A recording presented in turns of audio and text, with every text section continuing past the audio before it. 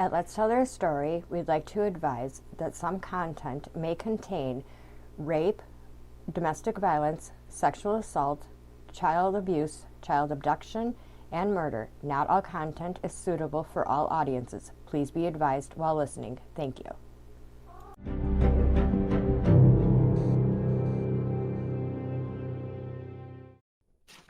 We just started. Okay. What exactly do you remember from last week with Mitrice? That we were going over when she dined and ditched. Okay, pretty much, yeah. I did want to preface something that the last episode that I did solo, that I had done this episode, but the quality was so horrendous that Mitrice she just deserved better. So, uh,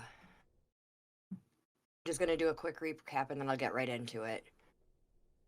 So, like you said, she was saying crazy things and she was basically dined and ditched. And she ended up getting arrested for marijuana. Her mom, Letice, was called and said she'd come pick her up, but she didn't want to wake up her 10-year-old child. So Letice said that she would come in the morning. Okay. Now we'll get into part two. So Letice, Mitrice's mom, she wakes up early and she calls the Lost Hills Sheriff's Department to find out what it's going to take to bail Mitrice out. And the order that she had to go to, uh, like who she had to talk to when she got there and whatnot. And she finds out that Mitrice was released at 1 a.m. or about, actually, it was like 20 to 1. When she was released, her car had been impounded. So Mitrice was left without her vehicle, without any identification, without any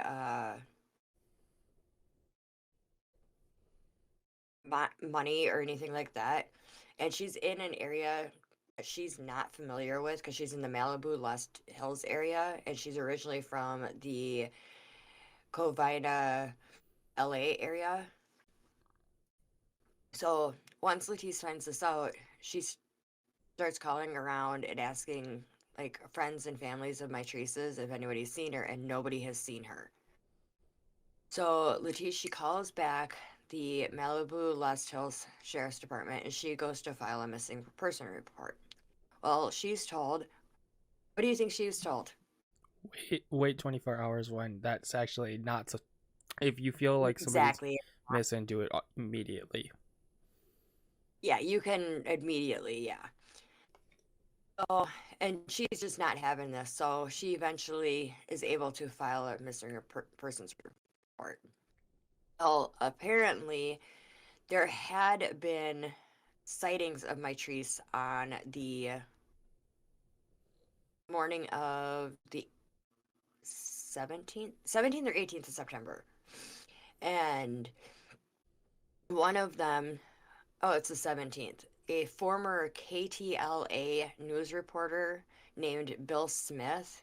He lived about 6 miles west of the Lost Hills police station, and he called and reported, and these are his words, not mine, a slim black woman with afro hair was in his backyard. And he had asked her if she was okay through a window, and she had responded that she was just resting. By the time Bill had gotten dressed, I'm assuming this was at, according to Bill, it was 6:30 in the morning. It's important. And by the time he had gotten dressed and went out to see, she had disappeared. Now, earlier that morning, Bill Smith's neighbors claimed that they heard a man and woman arguing in front of Bill Smith's property. Now, I don't know, have you ever heard of the Lost Hills podcast? No. Okay, so her name is Dana Goodyear, and she's gotten really in depth with Mitrice's case. Like, her whole podcast is about finding answers to Mitrice's, because there really isn't any answers right now. All right. And her, what was that? I said all right. Okay. So one of the prime suspects is a guy named Rick Forsberg, who he's passed away now, but and I don't have I don't know the reasons behind why he's passed away, like what made him pass. But Rick Forsberg, he was well known to the sheriff's department for being in and out of jail, and he had just gotten out of jail in July of 2009 for allegedly battering his girlfriend.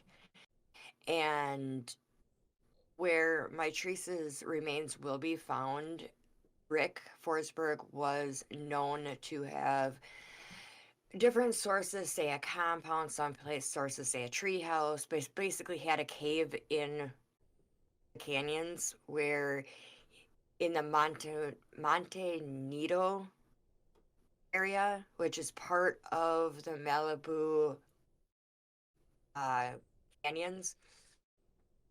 There's a lot of different towns or names for these canyons. And he was known in his earlier years to grow marijuana here. Very, very important, the marijuana. And there is a video out there that he claims to have seen, and he was the one arguing with Mitrice that morning in front of Bill Smith's. And so it means that Rick would be technically the last one to have seen Mitrice alive. Well, Rick he wasn't really taken into custody for it. Had a friend that basically said, "Hey, dude, the cops are looking for you. Go straighten this out. You've said that you were the last one to see her. We don't know. Did you kill her or whatnot?" So he goes in. He takes a polygraph test. Passes the first one with flying colors. A little while later, he's given another one. Passes again. Now, I want to preference that I don't have a name, but according to CC Woods, she's a YouTuber. I don't know if she's got a channel name or if it's just underneath CC Woods, but she's out of LA, and she was recording with somebody that's involved with the police station, who has given Dana Goodyear a lot of the information she's had, so Dana could go and do her research. There's also a former ranger that apparently he had gotten fired from his ranger duties for sexually inappropriate behavior. And there was a woman that states that this ranger had locked her in a bedroom and wouldn't let her go. And while she was locked in that bedroom, she went through a bunch of drawers and found baggies full of women's underwear in different sizes. And then when she would try to get away, this ranger would make statements like, she's lucky she didn't end up like Mitrice Richardson. So we have Rick Forsberg, who claims that he was the last one to see her alive. And then you've got this former ranger that allegedly locked this woman up. And so the whole thing with the women's underwear is Dana Goodyear, and I don't know if it's her co-host or if just a friend of hers. They went to the canyon compound that Rick Forsberg had, and they found another bag of women's underwear in multiple sizes. Well, they took that into the sheriff's department and they wanted it tested, but it had been so many years because this allegedly happened only a couple. I don't know if I think in the last 2 years they took this bag to the sheriff's department to have it tested. Well, it's been sitting for so long that the DNA is just not there to test it. And so with Latisse uh, filing that missing persons report, nothing was done until January 9th of 2010 for searches. And then there was an air and ground search for the Malibu Creek State Park where there was about 200 volunteers. They had police helicopters, horses, search dogs, and the agencies involved in the search were the Los Angeles Police Department and the Los Angeles County Sheriff's Department. And they didn't find anything.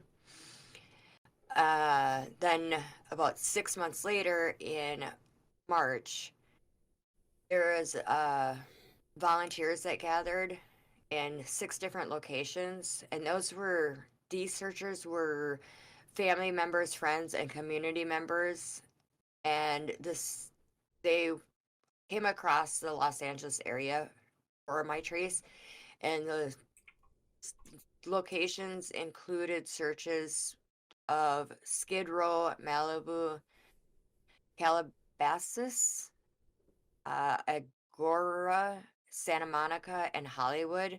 And again, nothing was found during those searches. Uh, so when Mitrice was last seen leaving the sheriff's station, I watched the video that's online for her and what it shows. And when she was let let go that night, they said she was in perfect state of mind and she didn't wasn't presenting any symptoms of being intoxicated. Her mental health was fine. That video, she was not fine. She's pacing back and forth. It kind of looks like she's scratching at the windows and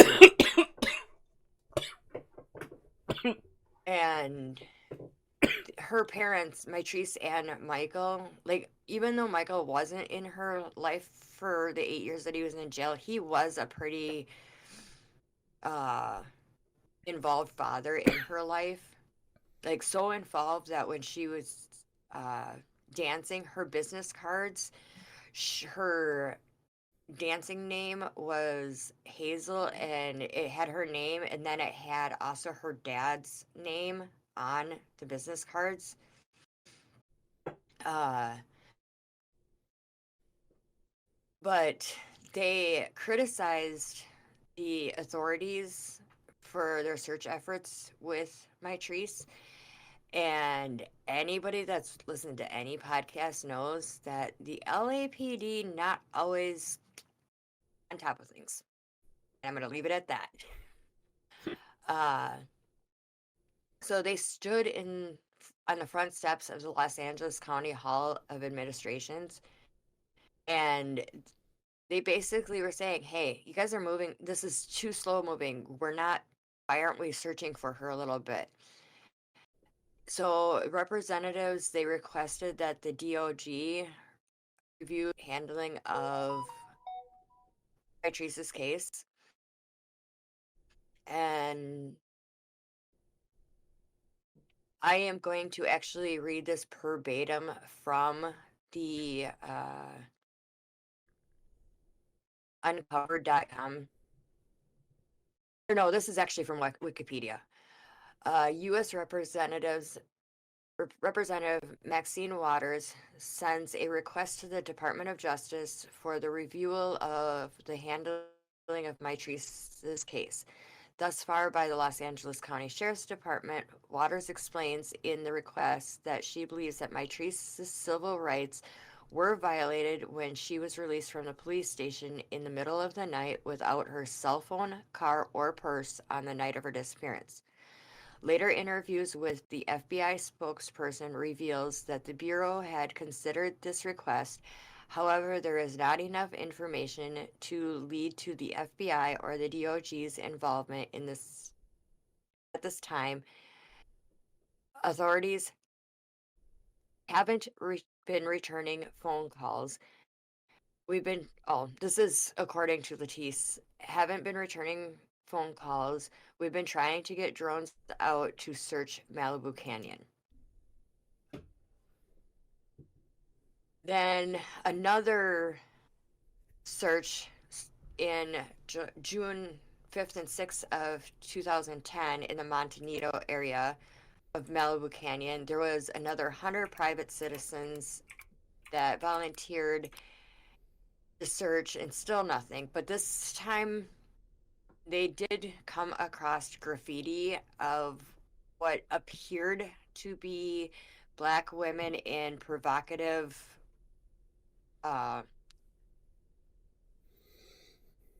situations. There was one of a woman on her hands and knees with what seems to be looked like a tattoo of LA on her butt and a joint out of her mouth, which some believe that whoever did this was trying to say that, hey, this is Mitrice. There was also one of a woman with an afro hair in a wheelchair. There was, there was something about a hula hoop. I've seen these graffiti,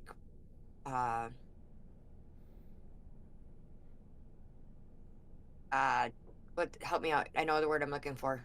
Images? No, well, yeah, images. Yeah, the graffiti image. Graphic? Graphico. It'd be graphic? Graphical, but it's graffiti. Graffiti is when Anyway. When you decide to put artwork on a like a place that doesn't belong to you without permission. Well, yeah, I know what graffiti is. But so then in June of 2010, Latisse, she ends up suing the Los Angeles County Sheriff's Department and for negligence and wrongful death because they shouldn't have let her out. But they said they didn't do anything wrong. And yeah, it was in the culvert of the canyon where they'd found that graffiti. And it was like, they also had found like fresh paint cans and brushes, but that stuff was never taken into evidence and were left at the scene because we'll find out it was not considered a crime scene. Now in August, Latisse sues, she gets a settlement, and then in July, that's distracting. In July, but thank you, I needed that. Yeah, in July, Michael also sues the LA department, and they were both settled outside of court or whatnot. And on August 9th, 2010, a park ranger is out patrolling the Malibu Canyons area, and he's looking for illegal marijuana growth. Who do you think he's looking for that illegal marijuana growth? Who's been known? Rick Forsberg.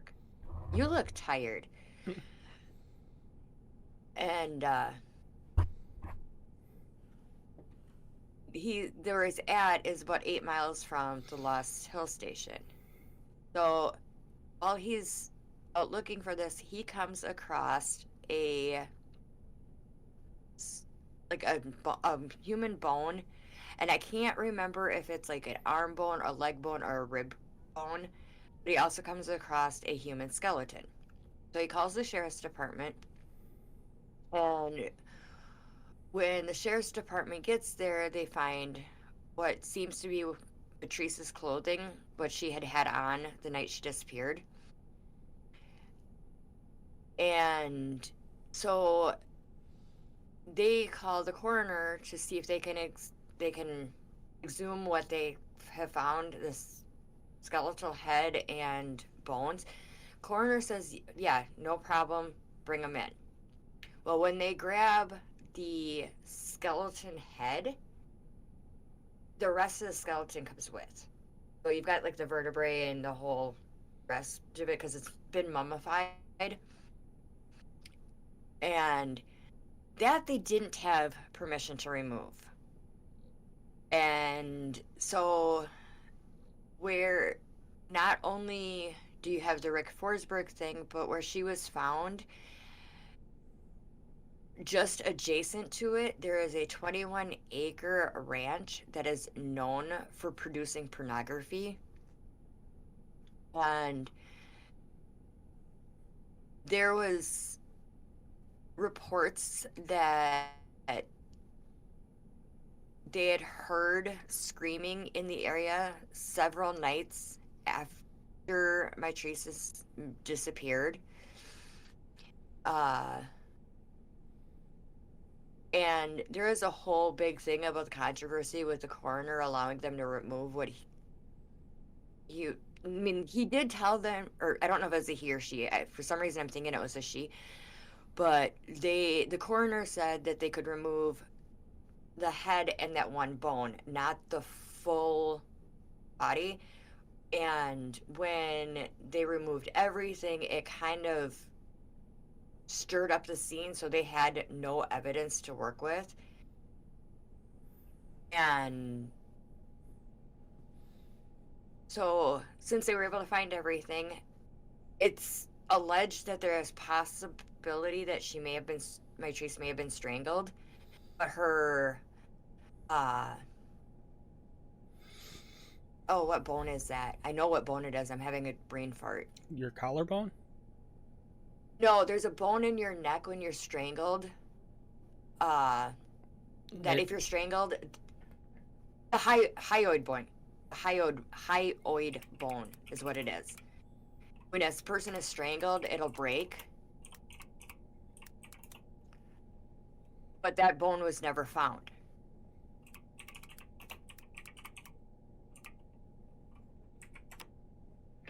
Now, even though I am right, it's a hyoid bone. Yeah, it's a very small bone. Yeah, it's a very small bone, but that bone was never found. And even though residents in the area had said after Mitrice's disappearance that they had heard screaming, when they finally concluded that it was Mitrice, the sheriff's department deemed it not to be a homicide, and they believed there was no foul play.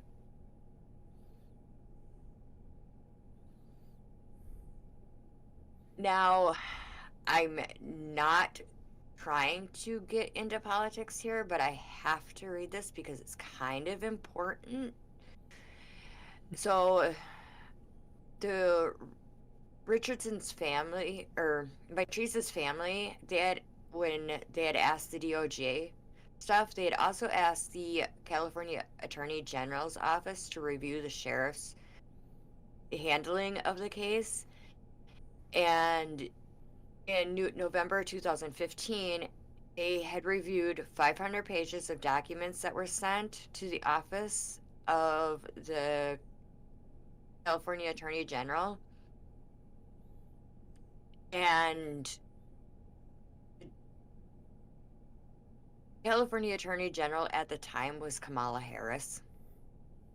And it was replied that it had not found any grounds for criminal charges against the sheriff's department or his deputies. And then in January of 2016, the Attorney General's office reversed itself and announced it was beginning a criminal investigation into the case. So it kept getting oh, we're not going to do anything, we're going to do something. We're not going to do anything, we're going to do something. And if I'm not mistaken, if this was probably about the same time that she was starting to go into her vice presidency and whatnot. And I'm leaving it at that. So there's a lot of speculation that Rick Forsberg is responsible. There's things stating that that former ranger that got fired is responsible.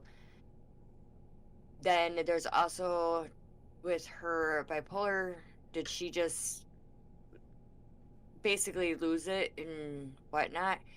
And to this day, it is unclear what happened to Mitrice Richardson. Was she the victim of the dangers of the Malibu Canyons, a victim of a monster, or was she the victim of her own mental disorder? Nobody knows, and maybe one day we'll get answers. And that is what I have for the case of Mitrice Richardson.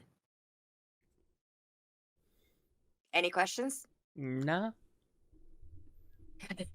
So, You think I did pretty good on that one? yes.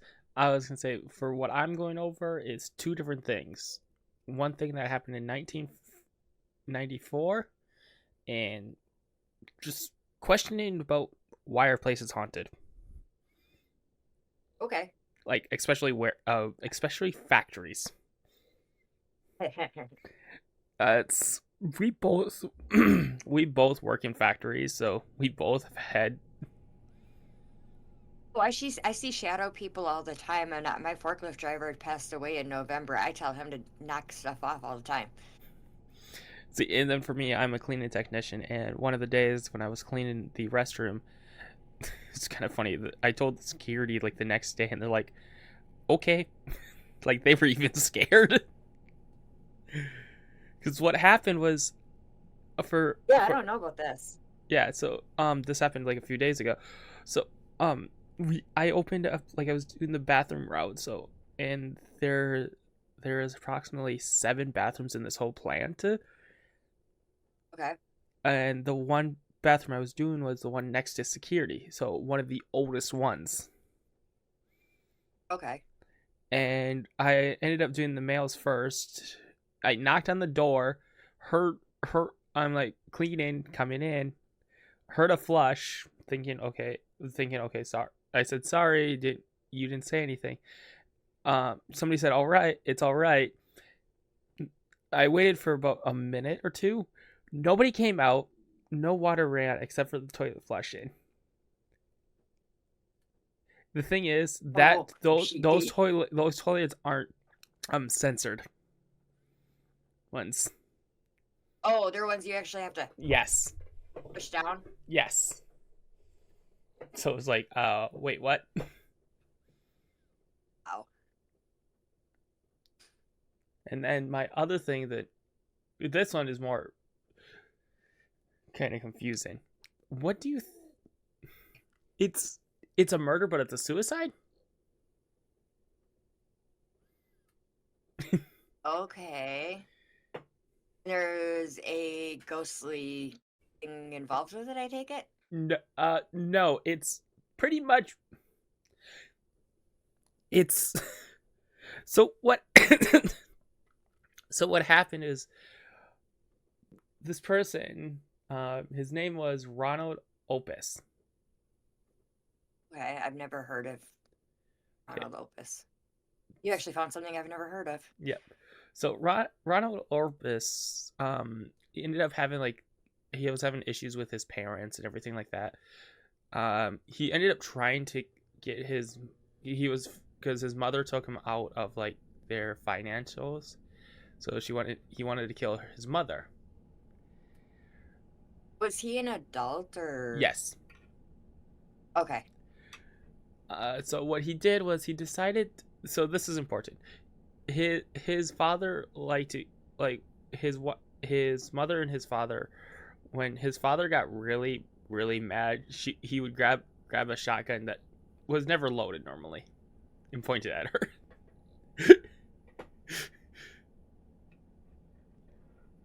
Wow.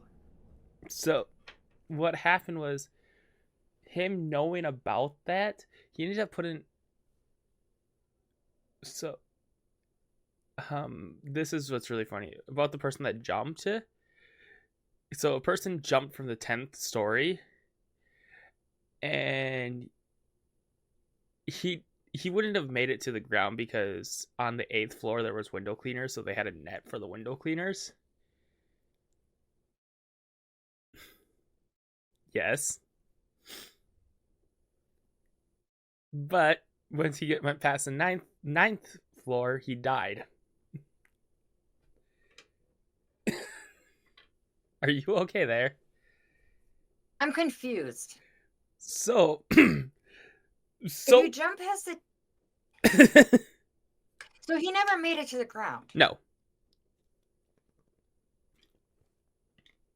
Trust me, this Okay, and this is the kid that the what was his name again? His first name. Ronald Robert? Opus. Ronald. Okay. So he's mad at his parents, who must have money, Yes. and they say, basically they said, you got to get your butt out there and get a real job, because we're not gonna baby you. Yes. And he doesn't like being told no. So he's going to jump from a 10-foot building that cleaners are on the 8th floor. He dies before he gets to... Did he have a heart attack or something? So you know that shotgun I was talking to you about? He lived on the 10th floor. Yeah. His parents lived on the 9th floor. You think you're confused? Think for the medical term. Think for the medical examiner for this. Oh, I gotta hear, because I am so... So Because the way I was understanding that he still lived with his parents. no, so that's very... So what happened was, the elder man pointed his shotgun at his wife. Apparently, he sucks by shooting, by the way. Like, he totally missed. Like, didn't know it was loaded. Ended up actually pulling the trigger. It went out the 9th floor window as soon as the person was jumping. Okay, so was it the son that jumped? Or was it just some random person from the 10th floor? It was actually his son. This is it is so confusing that... Because so Ronald actually loaded the shotgun 6 weeks before.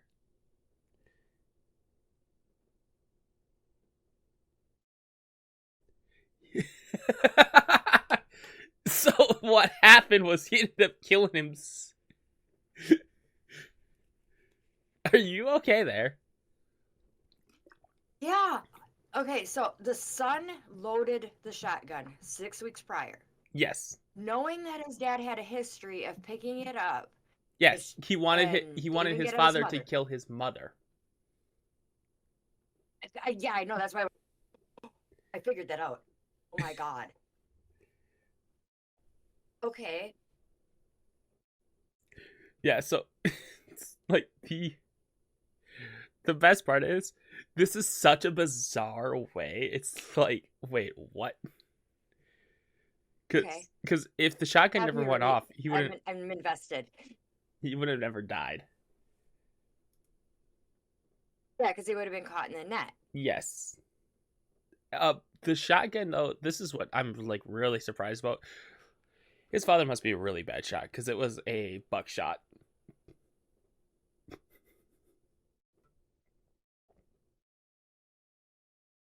And let me guess, it never hit the wife. Nope, never hit her.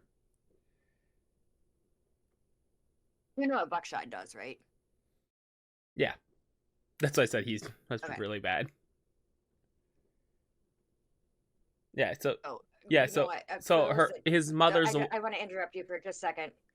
So people that don't know what buckshot does, was is, and it's been known, buckshot is known, and depends on which part of the country you're at.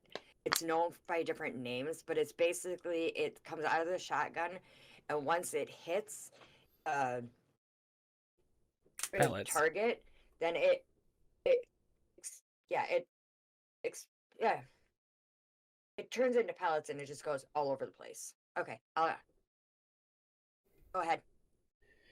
So what happened was that so the shotgun.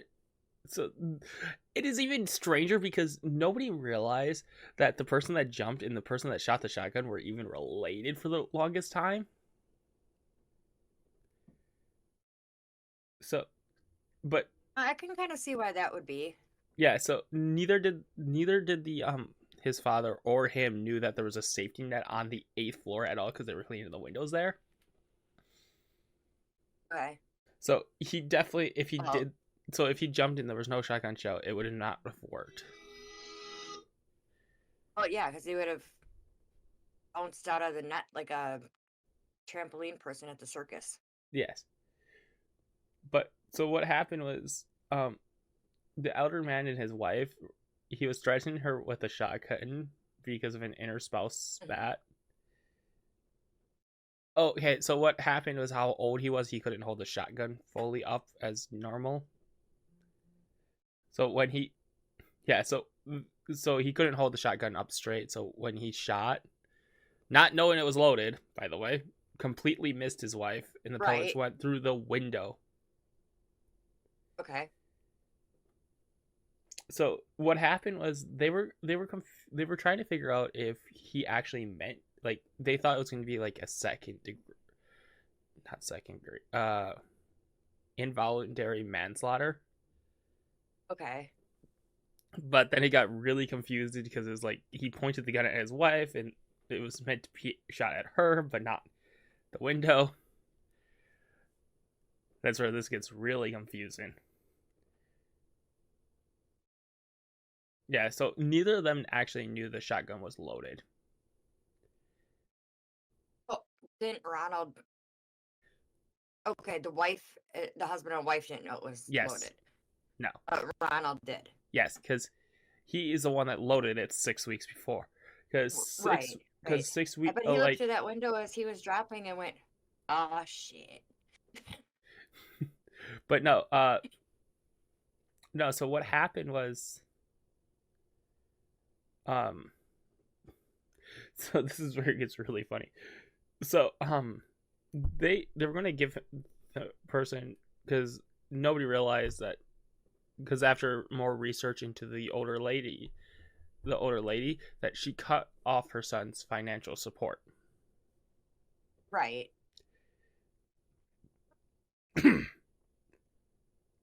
But 6 weeks before, when he, or like, I think it may have been a little bit early. So about 6 weeks earlier, he actually loaded the shotgun, knowing how his father's thing was. Right, because he thought for sure that. So he was pissed off his mom. Yes. And knowing how Dad's got a history of doing this. How short Dad's temper is. Okay, I'm gonna have Dad kill Mom, because then if Mom's not in the picture, I can get my finances back. Yes. But since it's been taken over 6 weeks for it to happen, he decides to jump. This leads him to, on March 23rd, to jump from the 10th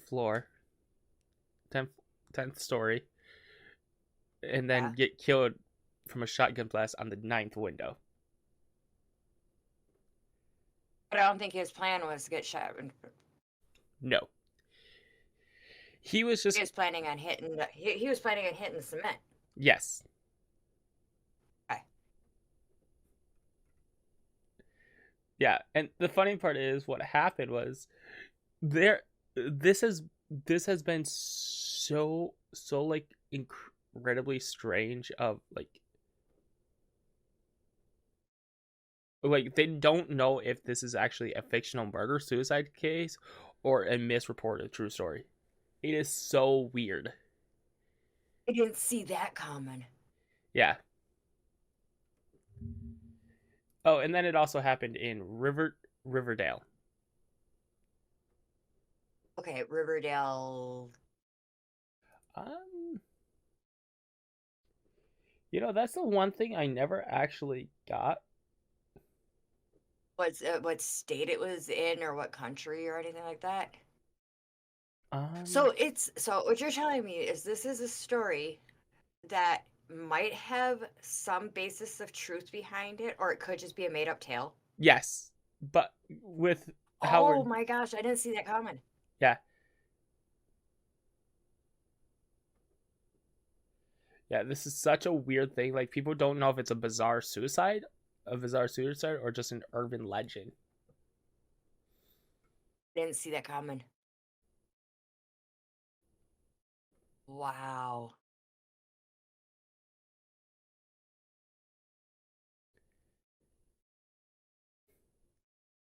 Yeah. You know what? You know how you're always complaining about how much I say so when you're editing? When you edit this, you're going to go, "Oh my God, how many times did I say this is the funny thing?" Just so you know. All right. So here's probably the most bizarre part. The medical examiner closed the case as a suicide.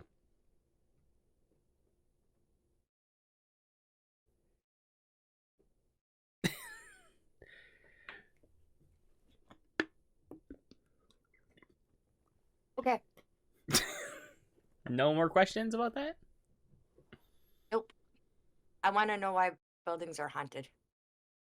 Oh, I want to know if factories are haunted. That I'm really, really, really. But I yeah, that one took me for a loop. I it just I did not know this. there's like barely any research on why factories are always haunted.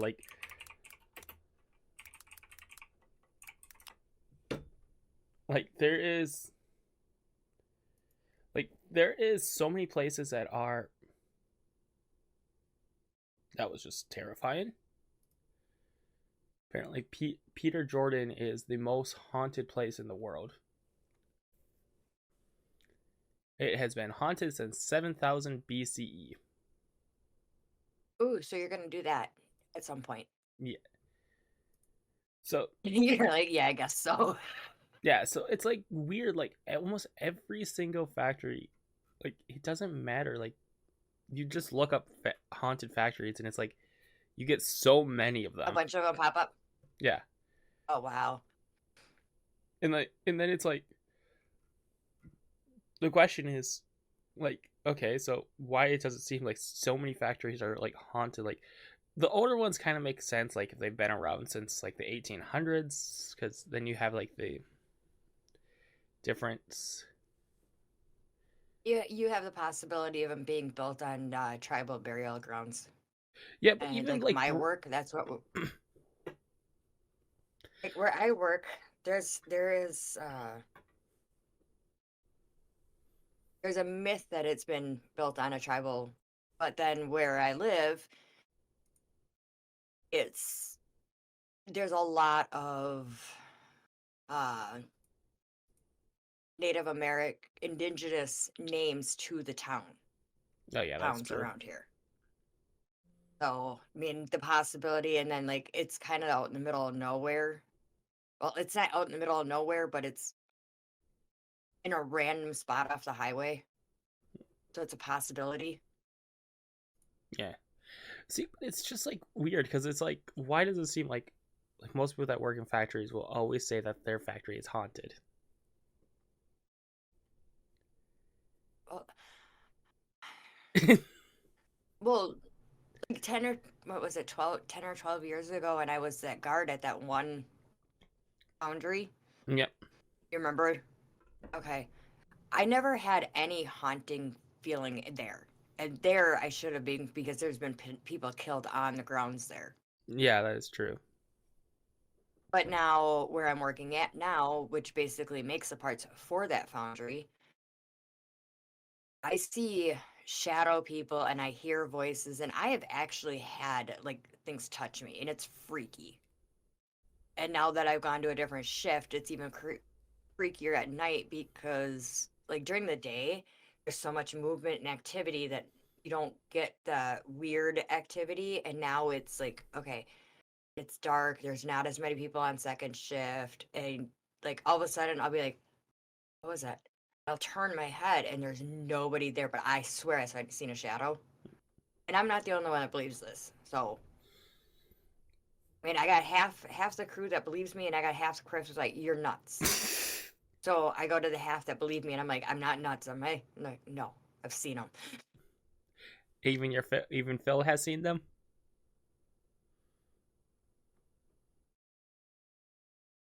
Oh, took me a second. Oh, speaking of, how much snow did you get? Not too much actually. I will say that We got almost a foot. See, as a cleaning technician, you know the weird part is, I was I was cleaning another area factory at one point, or not factory, it was a data center, and I asked some of the people there, I'm like, you do realize dust is normally like human dead skin, like 80% of it is, so why are like haunted places so dusty?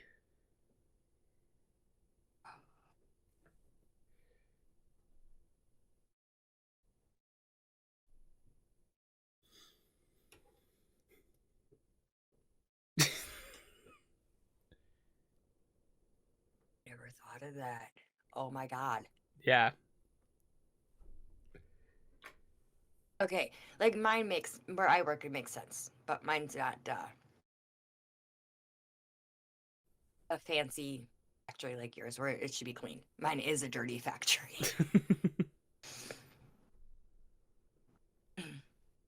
I love how you say service technician. You're a freaking janitor. Yeah. You do realize how often I have to do stuff that does not require just cleaning. All right. I think this should be all for today. Yeah. If you're watching on YouTube, hit that subscribe button. Like button. If you're like button, subscribe, leave a comment. If you're listening on one of the podcast platforms, rate, review, leave a comment. Really helps out. And I will leave the joining the Patreon to Quentin because he's got all that information. So go ahead. The stuff will be down in the description for you. I fixed out the labels on how everything is. The top tier is limited space, so if you want the top tier, it's limited space. There you go. So until next week, stay safe And stay curious. but stay